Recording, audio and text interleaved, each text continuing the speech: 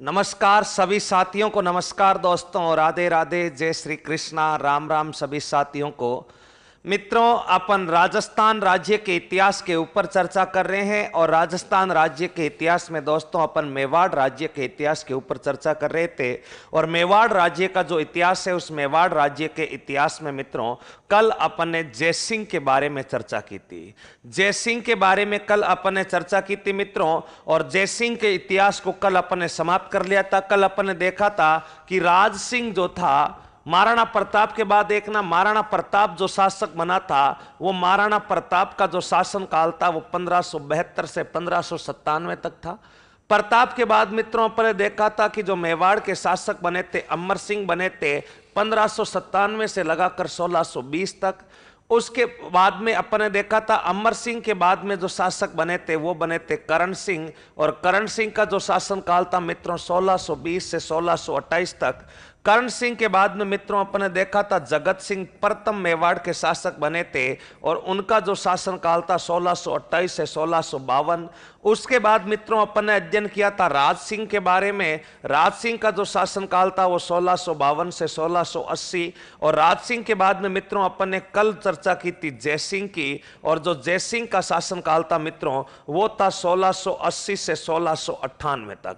महाराणा प्रताप के बाद में मित्रों इन सभी बिंदुओं पर अपन ने चर्चा की थी। एक एक शासक के बारे में विस्तार से देखा था। महाराणा प्रताप 97 तक, अमर सिंह 97 से 20, करण सिंह 20 से 28, जगत सिंह 28 से 52, राज सिंह 52 से 80, और जयसिंह 80 से 98। और जयसिंह के इतिहास में मित्रों कल अपन ने देखा था ढेबर झील का निर्माण करवाया था गोमती नदी को रोक करके। जजिया कर जो 2 अप्रैल 1679 को राज सिंह के काल में लगा था, उस जजिया कर को अपन ने जयसिंह के काल में बंद करवाया था। और बंद करवाने के लिए अपन ने मित्रों 24 जून 1681 को एक संधि की थी, जिसे अपन कहते हैं मेवाड़ मुगल संधि द्वितीय। उस मेवाड़ मुगल संधि द्वितीय के तहत मित्रों अपन ने 3 स्थान पूर्व, बदनौर और मांडल मुगलों को दिए थे, और उसके बदले मित्रों अपन ने जजिया कर समाप्त किया था। यानी जयसिंह तक का इतिहास जो दोस्तों वो अपन पढ़ चुके थे। और अब जयसिंह के बाद में जो मेवाड़ का अगला शासक बनता है उनका नाम है मित्रों अमर सिंह द्वितीय। अगले जो शासक बनते हैं मित्रों उनका नाम जो बन जाएगा अमर सिंह द्वितीय। और अमर सिंह द्वितीय का जो शासन काल हो जाएगा 1698 से बताओ कब तक हो जाएगा, 1710 तक। ये महाराणा प्रताप के बाद के सारे राजा है। तो अगले शासक के बारे में मित्रों अपन चर्चा करते हैं। अगला जो राजा है अपना, अगले जो शासक है उनका नाम है अमर सिंह द्वितीय। बताइए अगले शासक का नाम क्या है? अमर सिंह द्वितीय। और अमर सिंह द्वितीय का जो शासन काल है वो है 1698 से 1710 तक। इसके बारे में ध्यान रखिएगा। अब अमर सिंह द्वितीय के काल में क्या क्या घटनाएं होती है, क्या क्या नहीं होता, उन सभी बिंदुओं पर चर्चा करते हैं। मित्रों आपने देखा होगा कि 1615 ईस्वी जो थी, 1615 ईस्वी को जब अमर सिंह ने मुगलों की अधीनता स्वीकार की थी, उसके बाद हमने मेवाड़ राज्य में कोई ऐतिहासिक युद्ध नहीं लड़ा है।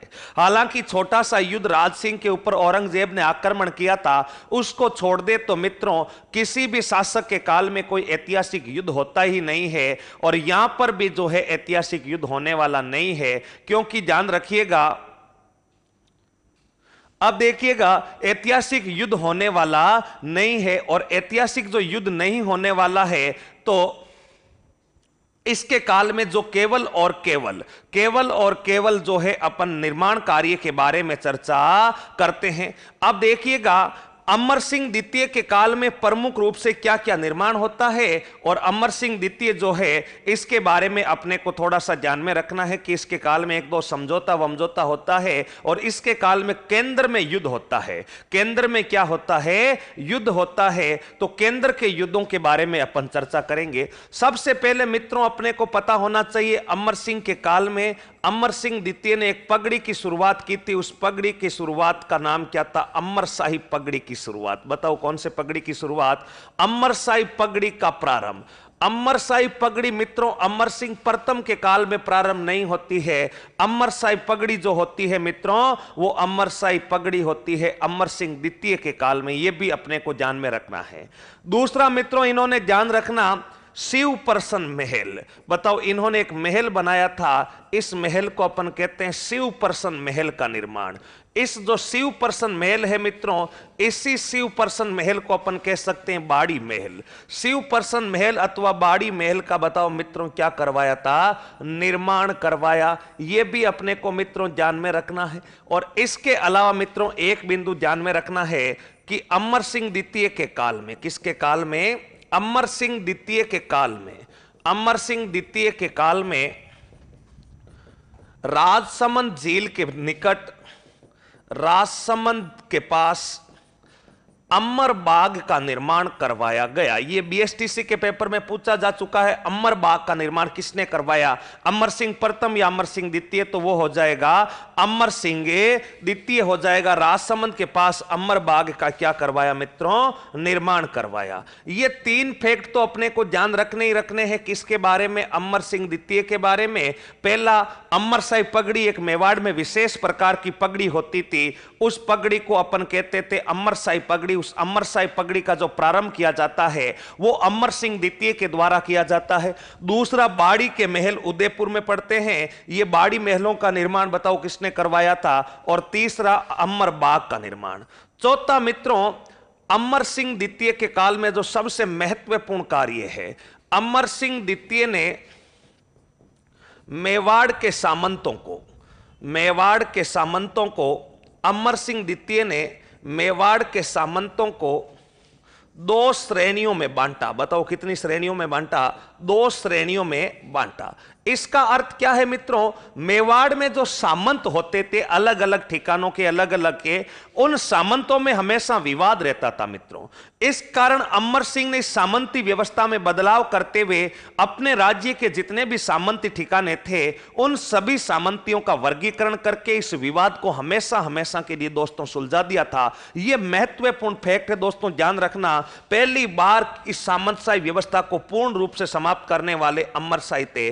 पहली जो श्रेणी थी 16 श्रेणी, एक ठिकाने की जो श्रेणी थी 16 श्रेणी, इससे अपन कहते हैं प्रथम श्रेणी। और दूसरी जो श्रेणी थी 32 श्रेणी, दूसरी जो श्रेणी थी उसका नाम था 32 श्रेणी, जिसे अपन कहते हैं द्वितीय श्रेणी। इस 16 श्रेणी और 32 श्रेणी का अर्थ क्या है? यानी मेवाड़ के 16 ठिकाने ऐसे थे जिनको ए लेवल में रखा गया और 32 ठिकाने ऐसे थे मित्रों जिनको बी लेवल में रखा गया। और यह प्रश्न कई बार पूछा जा चुका है, गोल 16, 32 इत्यादि है, तो आप बताएंगे मेवाड़ राज्य के सामंतों की श्रेणियां क्या है? 16, गोल, 32। और 16 और 32 ये श्रेणियां दो रखी थी। अमर सिंह द्वितीय ने क्या किया था? पूरी सामंती व्यवस्था में बदलाव करते हुए अपने सामंतों की दो श्रेणियां, 16 सामंतों की श्रेणियां जो थी उनको ए श्रेणी में, बाकी जो 32 बचे थे उनको बी श्रेणी में। यानी सामंतशाही व्यवस्था का जो प्रबंधन किया था और इस सामंतशाही व्यवस्था में जो विवाद था उसका जो परमानेंट निवारण किया गया था मित्रों, वो परमानेंट निवारण किस शासक के द्वारा किया जाता है? अमर सिंह द्वितीय के द्वारा। यहां तक उतारिए, उसके बाद आगे बढ़ते हैं। जल्दी उतारिएगा साथियों।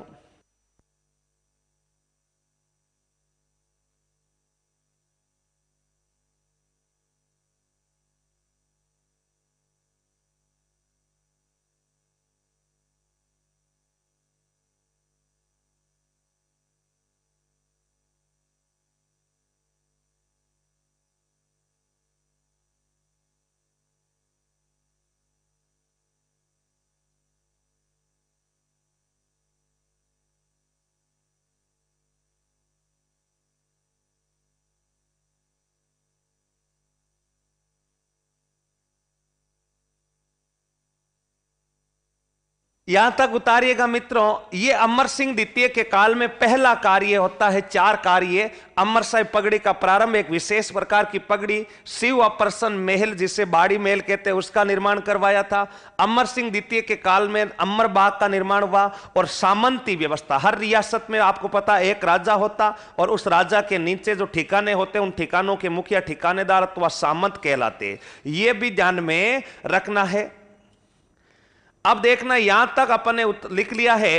तो अमर सिंह द्वितीय के काल में मित्रों और महत्वपूर्ण घटना क्या होती है उसके बारे में अपन चर्चा करते हैं दोस्तों। अमर सिंह द्वितीय के बारे में अपने को पता होना चाहिए। जब मेवाड़ का शासक था मित्रों अमर सिंह, उस समय जो दिल्ली का शासक था मित्रों, अमर सिंह का जो शासनकाल है अपने को पता है 1698 से 1710 तक का है। और अमर सिंह द्वितीय जब मेवाड़ का शासक था दोस्तों, उस समय दिल्ली का जो मुगल बादशाह था, दिल्ली के मुगल बादशाह का नाम बताओ कौन सी जेब था? औरंगजेब। दिल्ली में मुगल बादशाह औरंगजेब था। ये सारे फैक्ट एक बार समझने हैं, अत्यंत महत्वपूर्ण फैक्ट है। अमर सिंह द्वितीय जब मेवाड़ का राजा था, उस समय मित्रों आमेर का राजा था सवाई जयसिंह। आमेर का राजा जो था, उस आमेर के राजा का नाम था मित्रों सवाई जयसिंह। आमेर का राजा था सवाई जयसिंह। और इसी समय मित्रों अगर आपसे पूछ लिया जाए जोधपुर का राजा कौन था, तो मित्रों जोधपुर का जो राजा हुआ करता था, जोधपुर का राजा था अजीत सिंह। बताओ जोधपुर का राजा कौन सा सिंह था? जोधपुर के शासक थे अजीत सिंह। ये तीनों फैक्ट, अमर सिंह के समकालीन दिल्ली में औरंगजेब, अमर सिंह के समकालीन आमेर में सवाई जयसिंह, और अमर सिंह के समकालीन मित्रों ध्यान रखिएगा जोधपुर में अजीत सिंह।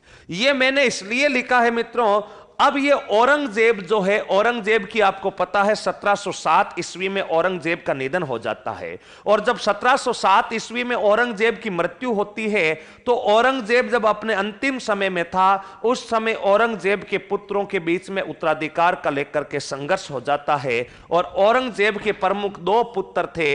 एक पुत्र का नाम था दोस्तों आजम, एक पुत्र का नाम क्या था? आजम। और दूसरा जो पुत्र था उसका नाम था मुआजम। दूसरे पुत्र का नाम बताओ क्या था? मुआजम।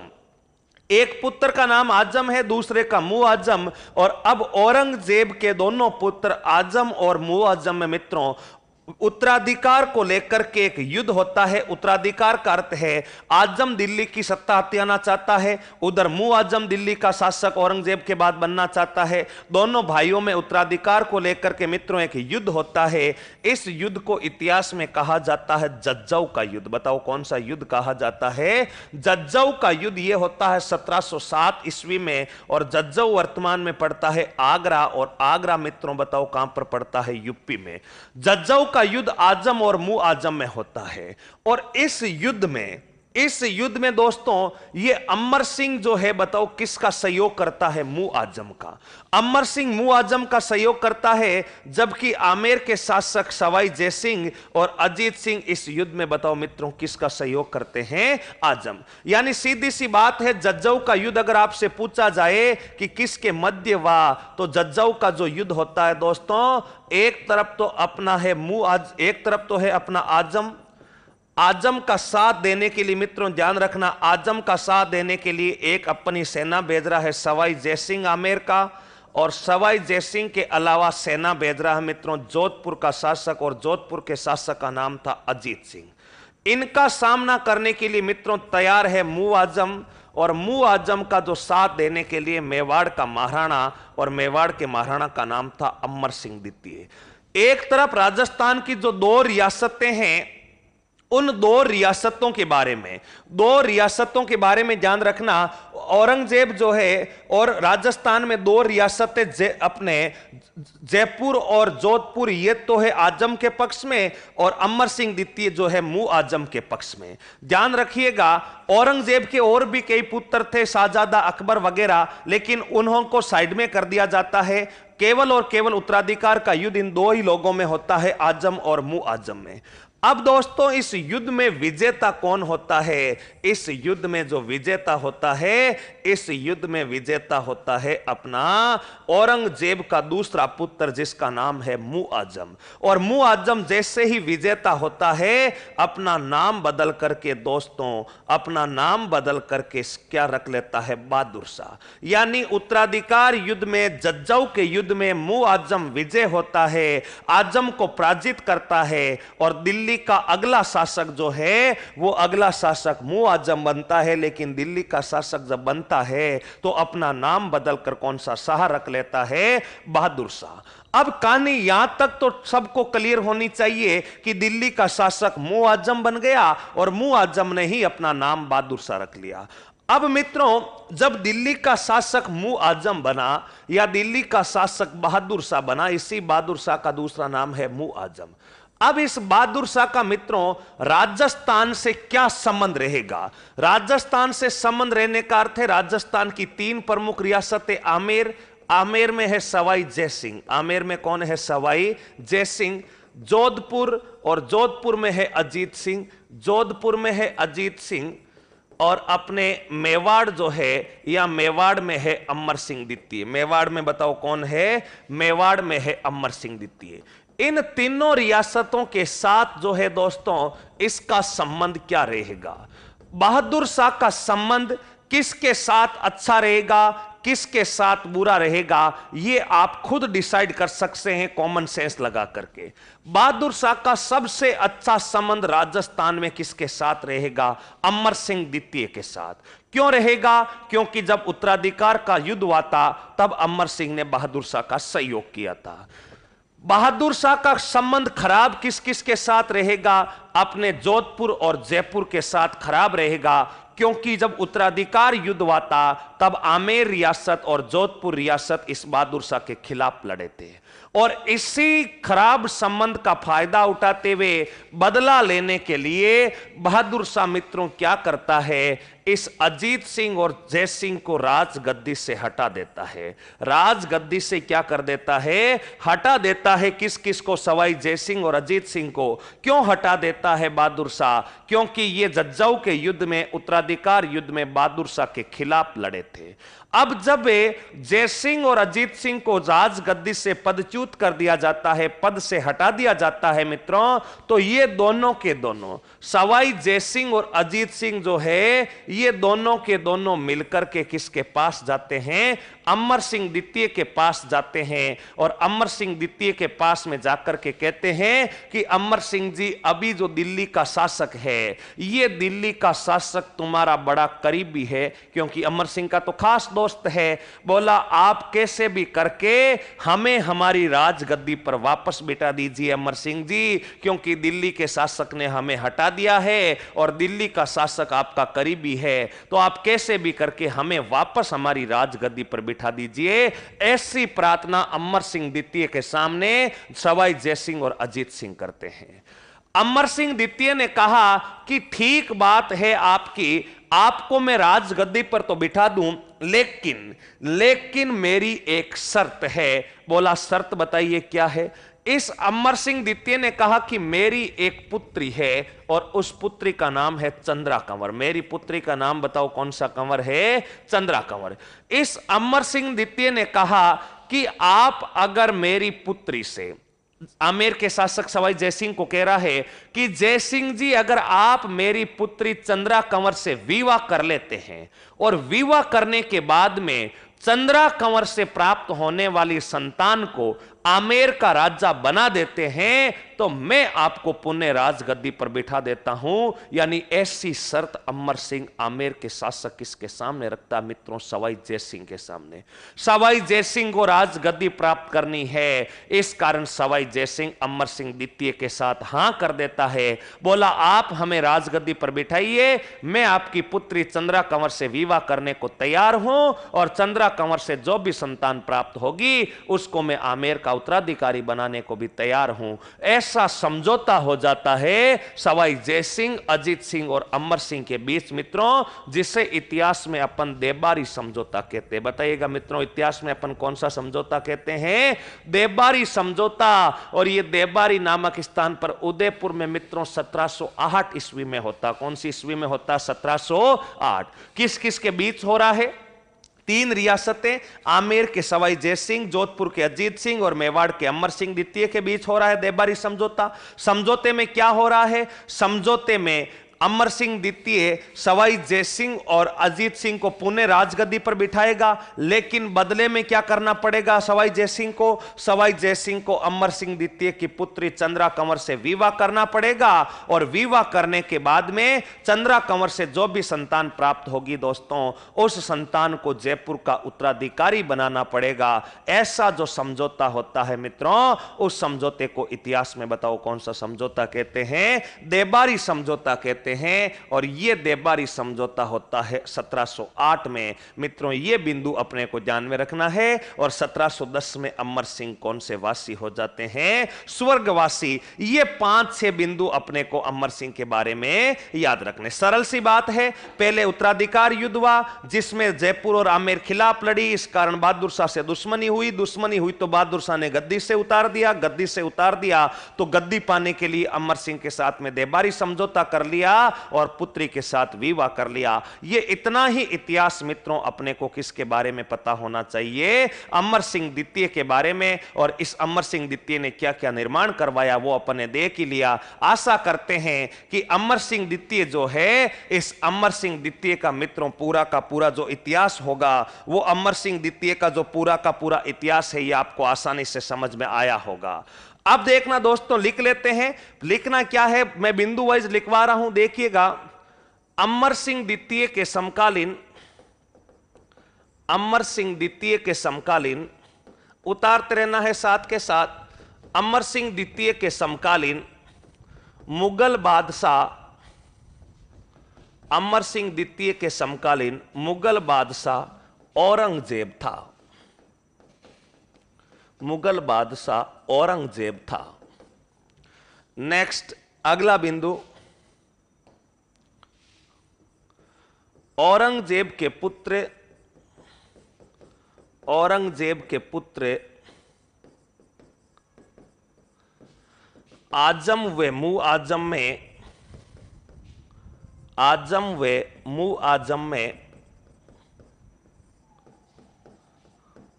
उत्तराधिकार को लेकर, उत्तराधिकार को लेकर,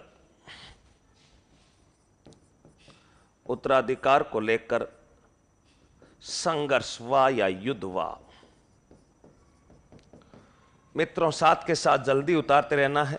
युद्ध कौन सा होता है? जज्जौ का युद्ध। बताइए उत्तराधिकार को लेकर के कौन सा युद्ध होता है? जज्जौ का युद्ध। और जज्जौ का युद्ध मित्रों होता है 1707 ईस्वी में। जज्जौ स्थान कहां पर पड़ता है? आगरा। और मित्रों आगरा कहां पर है? यूपी में। मध्य एक तरफ है आजम और दूसरी तरफ है मुआजम। एक तरफ है आजम और दूसरी तरफ है मुआजम। विजेता मुआजम, ब्रैकेट में लिख लेना है। बहादुर शाह नाम से, बहादुर शाह नाम से दिल्ली के शासक बने। बहादुर शाह नाम से दिल्ली का शासक बना। कौन बना बहादुर शाह नाम से दिल्ली का शासक? मुआजम। नीचे इस युद्ध में अमर सिंह द्वितीय ने, मेवाड़ का महाराणा था, अमर सिंह द्वितीय ने मुआजम का सहयोग किया, मुआजम का सहयोग किया एवं आमेर व जोधपुर, आमेर व जोधपुर शासक अजीत सिंह व सवाई जयसिंह ने, अजीत सिंह, सवाई जयसिंह कहां का? जयपुर का या आमेर का। अजीत सवाई जयसिंह ने आजम का सहयोग किया, आजम का सहयोग किया। यहां तक मित्रों जल्दी उतारिए, उसके बाद आगे बढ़ते हैं।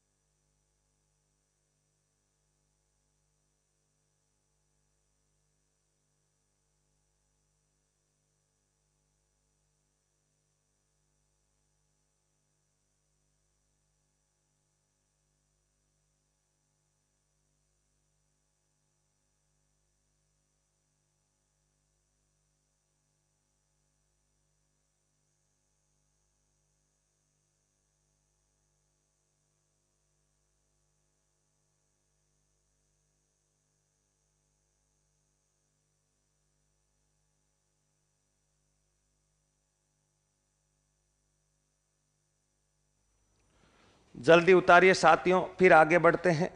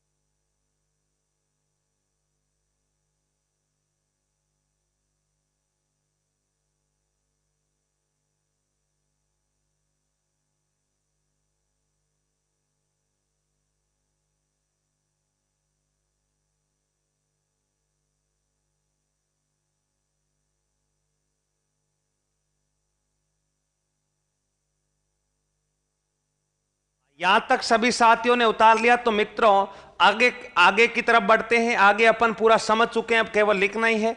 अब दिल्ली का मुगल बादशाह कौन बन चुका है? दिल्ली का मुगल बादशाह बहादुर शाह। दिल्ली का मुगल बादशाह, दिल्ली का शासक बहादुर शाह बनते ही, बहादुर शाह बनते ही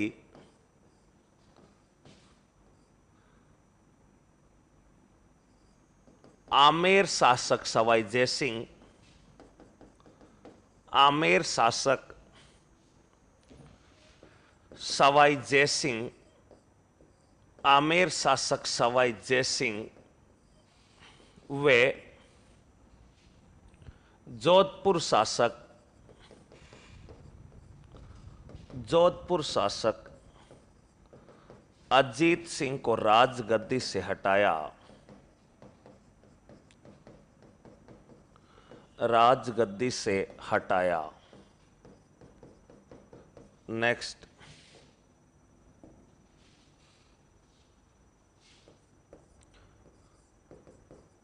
अमर सिंह द्वितीय की सहयोग से, द्वितीय के साथ देबारी समझौता कर, देबारी समझौता कर आमेर वे जोधपुर शासकों ने, आमेर वे जोधपुर शासकों ने पुण्य राजगद्दी को प्राप्त किया, पुण्य राजगद्दी को प्राप्त किया। नेक्स्ट, बहादुर शाह ने, बहादुर शाह ने अमर सिंह द्वितीय को, अमर सिंह द्वितीय को परम मित्र की उपाधि दी, अमर सिंह द्वितीय को परम मित्र की उपाधि, परम मित्र की उपाधि दी। यहां तक उतारी मित्रों, उसके बाद आगे बढ़ते हैं।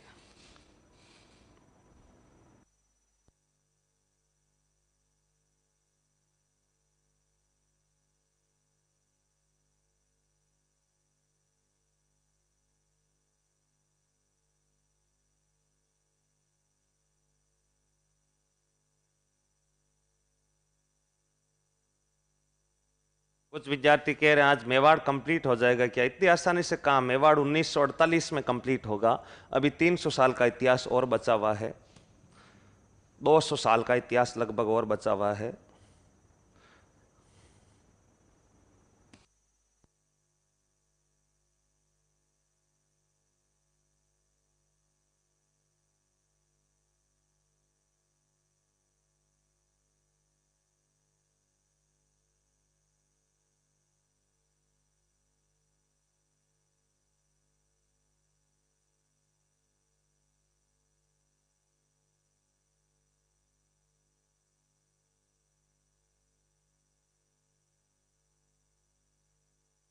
यहां तक सभी साथियों ने उतार लिया है मित्रों, तो फिर आगे बढ़ते हैं।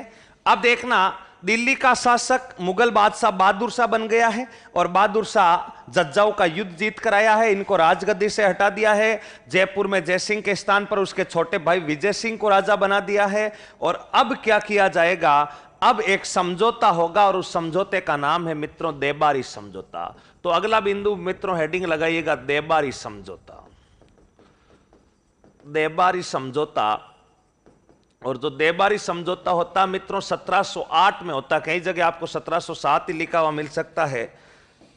देबारी समझौता किस स्थान पर होता है मित्रों, तो ये ध्यान रखना, देबारी नामक स्थान पर। और देबारी मित्रों बताओ कहां पर पड़ता है, उदयपुर में। बताओ कहां पर पड़ता है देबारी, उदयपुर में। किस किस के मध्य होता है मित्रों, 3 रियासतों के राजा। एक तरफ तो है दोस्तों मारवाड़ यानी जोधपुर, और मारवाड़ का जो शासक है उसका नाम है अजीत सिंह। मारवाड़ के शासक का नाम बताओ क्या है, अजीत सिंह।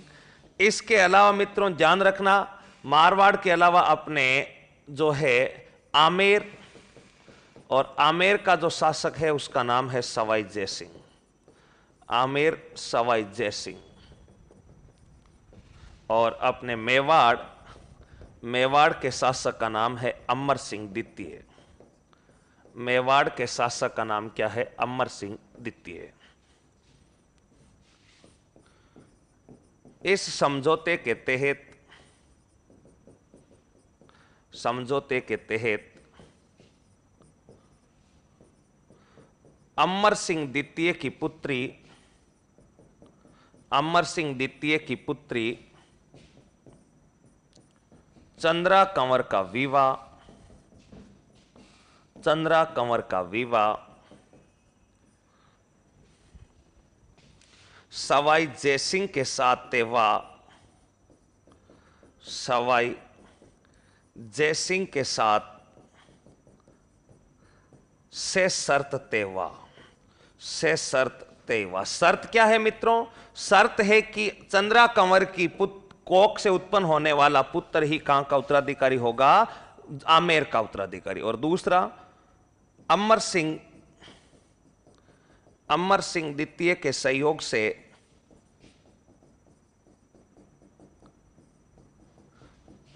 अजीत सिंह वे, अजीत सिंह वे सवाई जयसिंह ने, सवाई जयसिंह ने पुणे राजगद्दी को प्राप्त किया, पुणे राजगद्दी को प्राप्त किया। जल्दी छापो मित्रों यहां तक, उसके बाद आगे बढ़ते हैं। चंद्रा कुमारी का जो विवाह हो रहा है, चंद्रा कंवर का विवाह सवाई जयसिंह के साथ हो रहा है मित्रों। देबारी समझौता 1708 में हुआ मित्रों।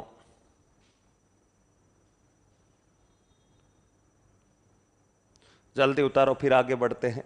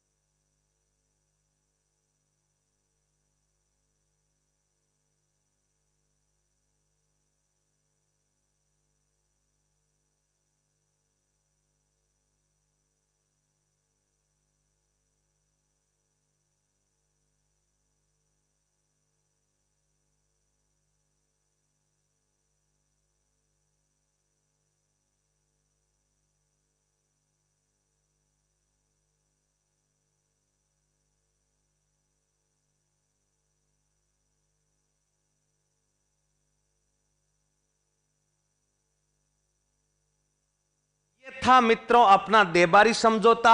और देबारी समझौते के साथ ही मित्रों अपने अमर सिंह द्वितीय का इतिहास और शासनकाल मित्रों क्या हो जाता है, समाप्त हो जाता है। अमर सिंह द्वितीय का शासनकाल दोस्तों आप सभी को बिल्कुल क्लियर होना चाहिए। देखिएगा अमर सिंह द्वितीय जो है मेवाड़ के राजा कब बनते हैं?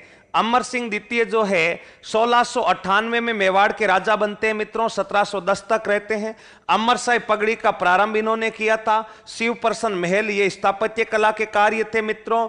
अमर सिंह द्वितीय के काल में अमर बाग, ये प्रश्न बीएसटीसी में पूछा जा चुका है, अमर बाग किसने बनवाया था?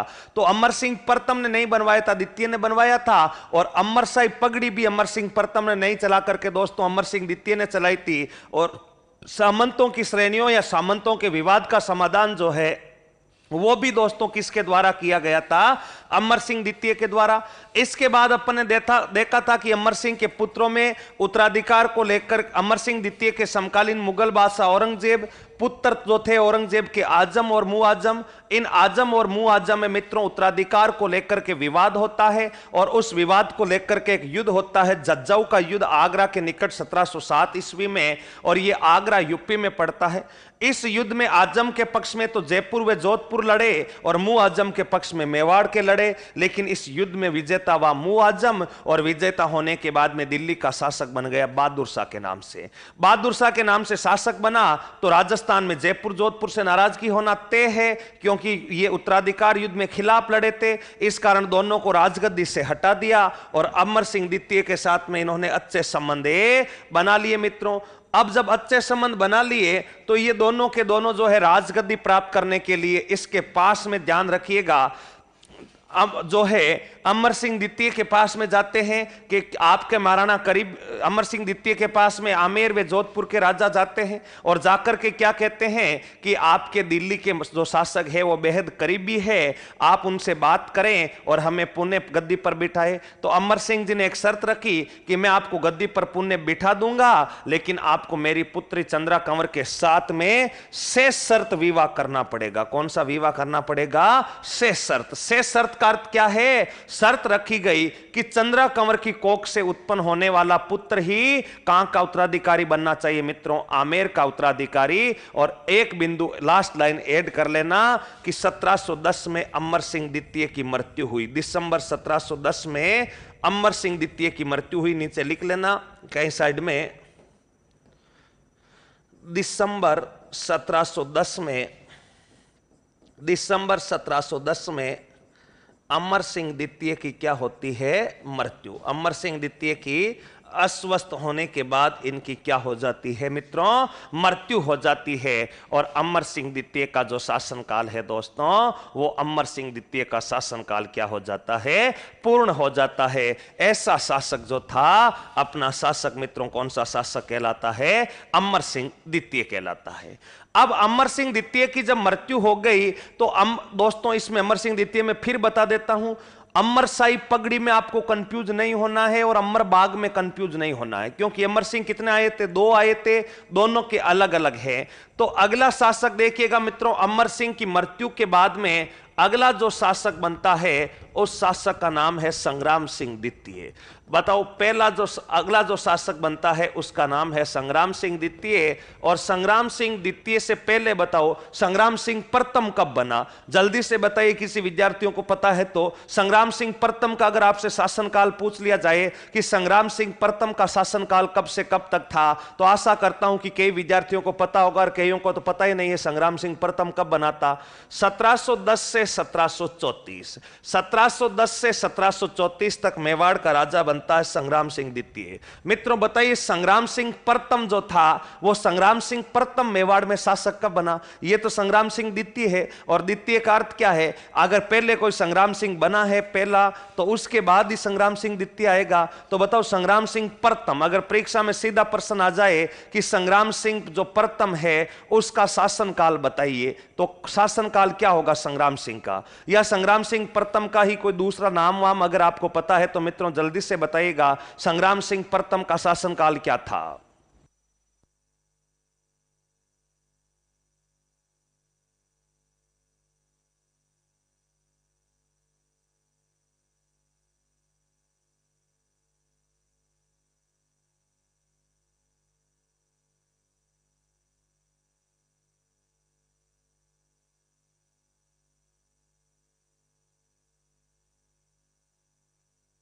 हाँ, वेरी गुड, सभी विद्यार्थियों का सही है। संग्राम सिंह प्रथम का अर्थ ही क्या है? राणा सांगा। कई विद्यार्थी 1433 से 1468 बता रहे हैं, वो राणा कुंभा था। संग्राम सिंह प्रथम का अर्थ क्या हो जाएगा? राणा सांगा। और राणा सांगा जो है वो राणा सांगा ही दोस्तों संग्राम सिंह प्रथम था। अब संग्राम सिंह द्वितीय के बारे में मित्रों ध्यान से देखना है। अब कमेंट वापस बंद कर दे, बिल्कुल सभी विद्यार्थियों का सही उत्तर आ रहा है, यानी सारे विद्यार्थी ध्यानपूर्वक मेवाड़ राज्य के इतिहास को समझ रहे हैं और अच्छे से समझ में भी आ रहा है सभी विद्यार्थियों को। तो अब मित्रों संग्राम सिंह द्वितीय के काल में देखते हैं।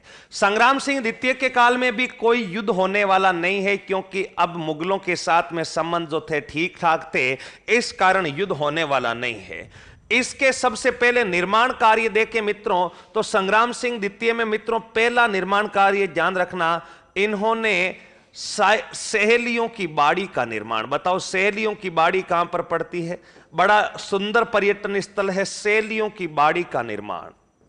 सहेलियों की बाड़ी का बताओ क्या करवाया था? सहेलियों की बाड़ी का निर्माण करवाया। और ये जो सहेलियों की बाड़ी है मित्रों, ये सहेलियों की बाड़ी बताओ कहां पर पड़ती है? सहेलियों की बाड़ी पड़ती है उदयपुर में।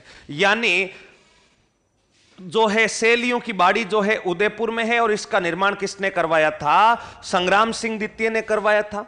इसके बाद मित्रों अगला बिंदु अपने को पता होना चाहिए, उदयपुर में ही नाहर मगरी के महलों का निर्माण।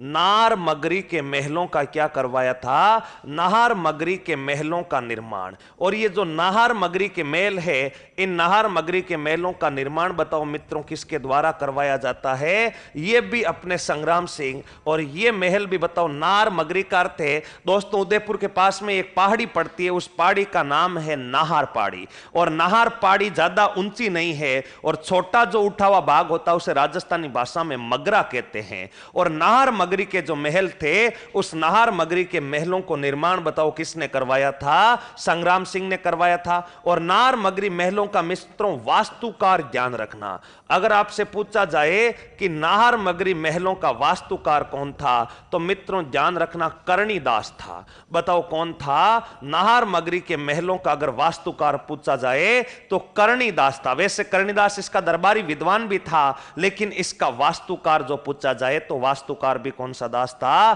कवि कर्णिदास था। मित्रों यह भी ध्यान में रखना। अगला बिंदु अपने को ध्यान में क्या रखना है? सीसरामा गांव उदयपुर में। बताओ कौन से गांव में? सीसरामा गांव उदयपुर में। सीसरामा गांव उदयपुर में वैद्यनाथ का मंदिर। वैद्यनाथ का बताओ क्या बनवाया था? वैद्यनाथ का मंदिर बनवाया। वैद्यनाथ का मंदिर यह पड़ता है सीसरामा उदयपुर में। और सीसरामा उदयपुर में मित्रों वैद्यनाथ का जो मंदिर बनवाया जाता है, यह भी संग्राम सिंह द्वितीय के द्वारा बनवाया जाता है। इसके अलावा मित्रों उदयपुर महलों में ध्यान रखिएगा, अगला बिंदु अपने को क्या ध्यान में रखना है? उदयपुर महलों में, उदयपुर महलों में चीनी मिट्टी की चित्रशालाओं का निर्माण। चीनी मिट्टी की चित्रशालाओं का निर्माण। चीनी मिट्टी की चित्रशाला का निर्माण। इसका अर्थ क्या हुआ मित्रों?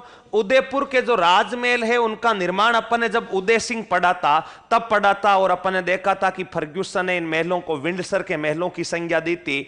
उन महलों में चीनी मिट्टी की चित्रशाला, यानी चिकनी जो मिट्टी होती है उस पर आकर्षक चित्र बना करके एक भव्य महल बनाया था, जिसको अपन कहते हैं चित्रशाला। और उदयपुर के महलों में चीनी मिट्टी का था, तो जो चिकनी मिट्टी जैसे टाइल वाइल की मिट्टी आती है वो कैसी मिट्टी आती है? चिकनी मिट्टी। तो वैसी चीनी मिट्टी या चिकनी मिट्टी की एक महल बनाया जिसके ऊपर आकर्षक चित्र बनवाए थे। यानी चीनी मिट्टी की चित्रशाला जो है, वो चीनी मिट्टी की चित्रशाला का निर्माण भी किसने करवाया था? संग्राम सिंह द्वितीय ने करवाया था। और इसके अलावा मित्रों ध्यान रखना, इसके अलावा अपने को ध्यान में रखना है कि जो है संग्राम सिंह द्वितीय, इन्होंने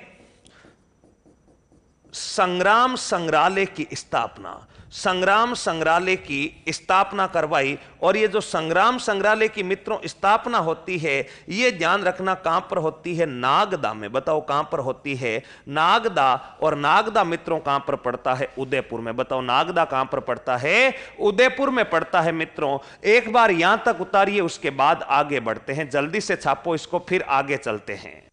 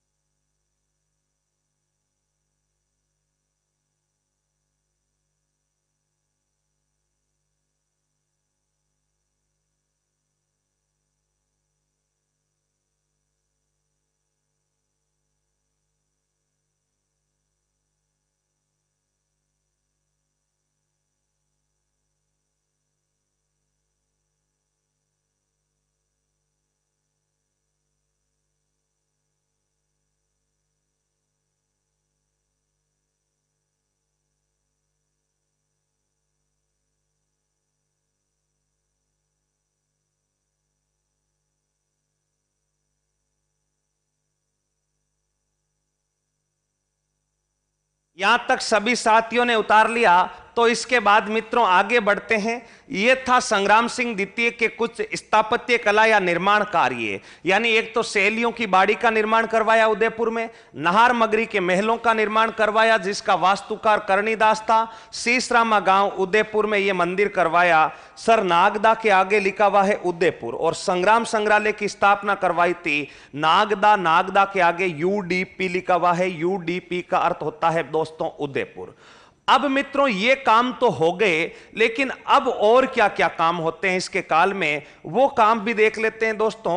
अब देखना संग्राम सिंह द्वितीय के काल में मित्रों, ध्यान रखना, संग्राम सिंह द्वितीय के काल में मित्रों एक सम्मेलन का आयोजन होना तय होता है, और इस दोस्तों सम्मेलन का नाम था हुरडा सम्मेलन। बताओ इस सम्मेलन का नाम कौन सा सम्मेलन था? हुरडा सम्मेलन। अब देखना ध्यान से, हुरडा सम्मेलन है क्या दोस्तों? हुरडा सम्मेलन जो है ये मराठाओं के विरुद्ध सभी राजस्थान के राजाओं को एकत्रित करने के लिए मित्रों एक सम्मेलन आयोजित था। अभी अपन सम्मेलन पर बातें नहीं करें कि सम्मेलन में क्या हुआ, अभी इतना ही ध्यान रखें, मराठा जाति जो थी उन मराठा जाति को मित्रों इतिहासकारों ने मराठाओं को लुटेरा बता रखा। इतिहासकारों ने मराठाओं को क्या बता रखा? लुटेरा बता रखा है। यानी मराठा जो जाति थी मित्रों, वो मराठा जाति जहां पर भी उनको कोई कमजोर राज्य दिखता उस राज्य पर वो आक्रमण करते और उस राज्य के साथ में वो लूटपाट करते। ऐसी नीति मराठाओं की थी इतिहासकारों के अनुसार दोस्तों। अब राजस्थान में भी मराठाओं ने, हालांकि अभी मेवाड़ में प्रवेश नहीं किया है, 1734 के आसपास राजस्थान में मराठा प्रवेश करेंगे पहली बार, लेकिन जब उन्होंने, राजस्थान के राजाओं ने आसपास के राज्यों की स्थिति देखी तो उनको पता लगा कि आगामी समय में राजपूताना के लिए सबसे ज्यादा अगर कोई परेशानी खड़ी कर सकता है तो वह मराठा जाति कर सकता है। और राजपूताना के राजाओं को पता है कि मराठा बड़े सशक्त होते हैं और मराठाओं को अकेले किसी रियासत या अकेले किसी राजा द्वारा पराजित करना असंभव है।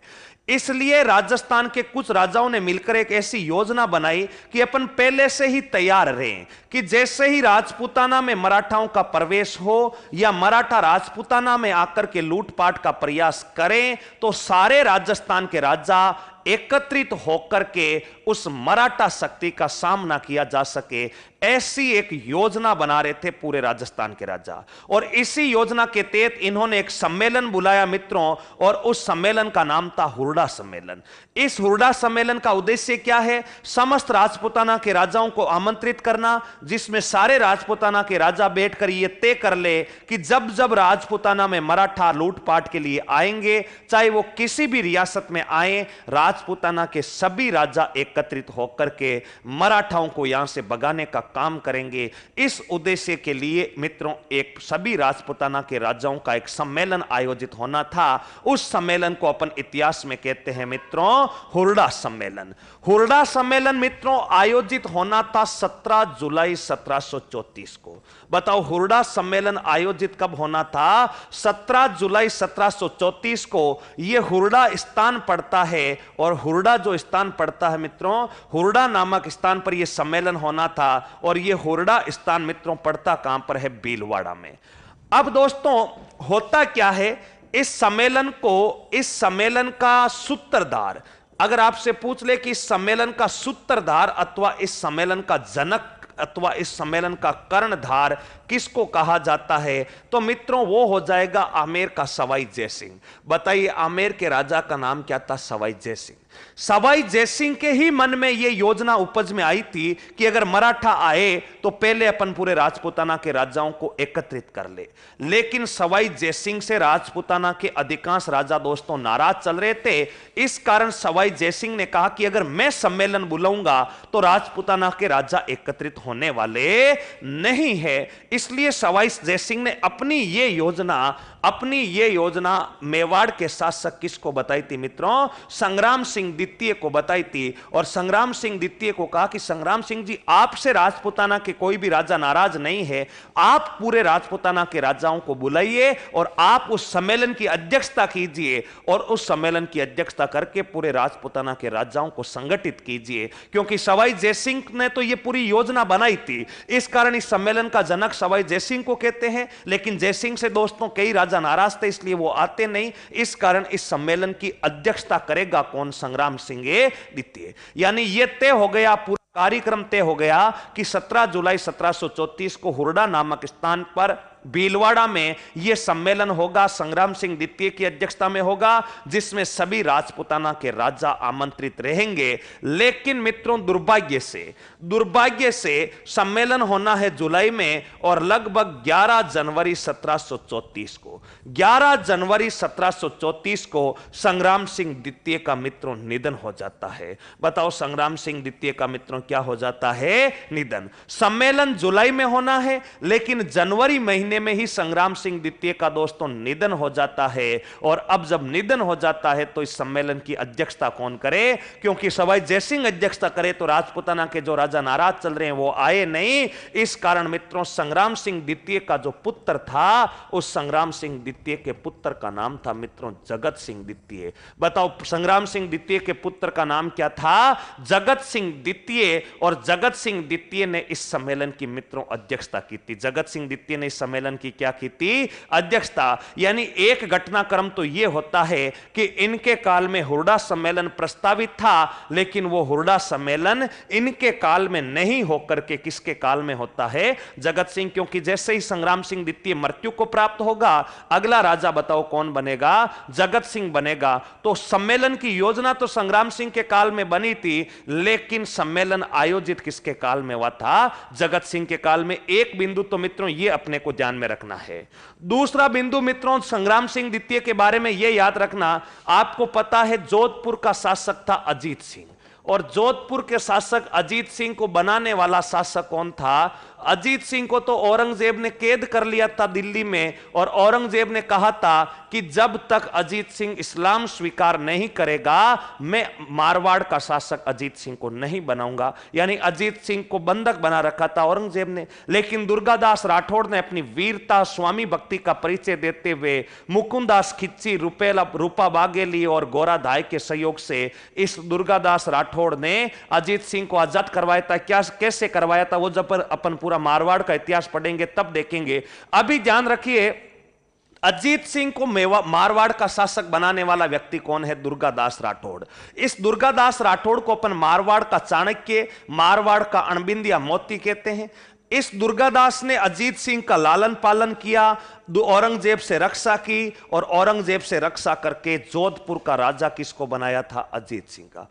लेकिन मित्रों दुर्गादास राठौड़ मुगलों का विरोधी था, क्योंकि मुगलों ने दुर्गादास राठौड़ को बड़ी पीड़ा दी थी और मुगलों ने अजीत सिंह को आसानी से राजा नहीं बनने दिया था। इस कारण दुर्गादास राठौड़ मुगलों का विरोधी था। लेकिन जैसे ही अजीत सिंह स्वतंत्र शासक बनता है जोधपुर का, अजीत सिंह की पुत्री का नाम था मित्रों इंदिरा कंवर, और वो इंदिरा कंवर का विवाह दोस्तों मुगल बादशाह फारूक सियार के साथ करना चाहता था। वो पूरा घटनाक्रम विस्तार से देखेंगे, अभी मोटा मोटा समझ लीजिएगा। इंदिरा कंवर का विवाह मुगल बादशाह फारूक सियार के साथ करना चाहते थे, और किया भी था, जिसे अपन अंतिम राजपूत मुगल विवाह भी कहते हैं। इस बात का विरोध मित्रों दुर्गादास राठौड़ ने किया था, और दुर्गादास राठौड़ ने जब विरोध किया था, और भी कई बातें थी, कई बातों का विरोध किया, तो इस अजीत सिंह ने दुर्गादास राठौड़ को मारवाड़ राज्य छोड़ने का आदेश दे दिया। अर्थात दुर्गादास राठौड़ को देश निकाला दे दिया, बोला कि अब आप मारवाड़ राज्य में नहीं रह सकते। और दुर्गादास राठौड़ जैसे ही देश निकाला दिया जाता है, दुर्गादास राठौड़ मारवाड़ छोड़ करके मित्रों मेवाड़ में आते हैं। और जिस समय मेवाड़ में आते हैं, मेवाड़ का जो शासक था मित्रों, उस शासक का नाम था संग्राम सिंह द्वितीय। और संग्राम सिंह द्वितीय ने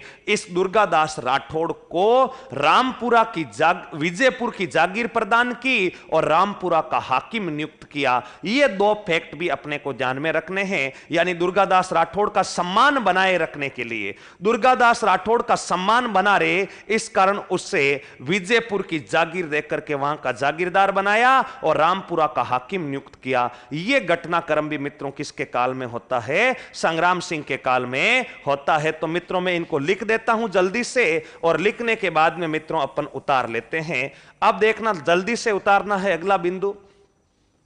संग्राम सिंह द्वितीय ने मराठा शक्ति के विरुद्ध राजपूताना के राजाओं को, राजपूताना के राजाओं को एकत्रित करने हेतु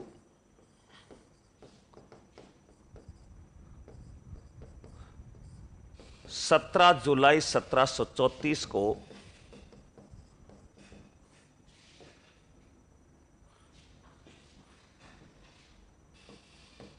भीलवाड़ा में हुरडा नामक स्थान पर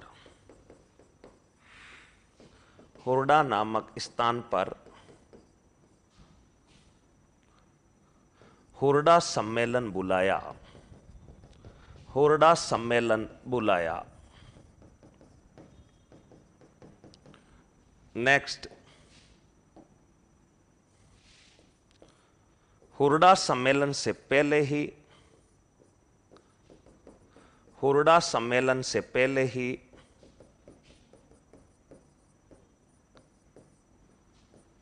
11 जनवरी 1734 ईस्वी को संग्राम सिंह द्वितीय का निधन हुआ। संग्राम सिंह द्वितीय का निधन हुआ। नेक्स्ट, संग्राम सिंह द्वितीय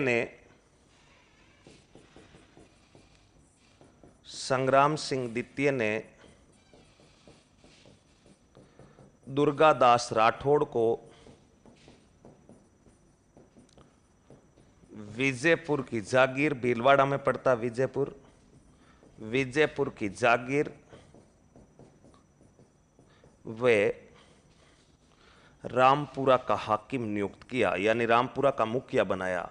यह भी भीलवाड़ा में रामपुरा का हाकिम नियुक्त किया। ये कुछ बिंदु मित्रों अपने को लिखने हैं। अब हुरडा सम्मेलन में क्या क्या हुआ, कौन कौन आया, क्या क्या घटनाक्रम हुआ, अध्यक्षता कौन हुई मित्रों, इसके बारे में अपन विस्तार से चर्चा करेंगे अपनी अगली क्लास में। तब तक के लिए सभी विद्यार्थियों को राम राम, फिर मिलते हैं अगली क्लास में।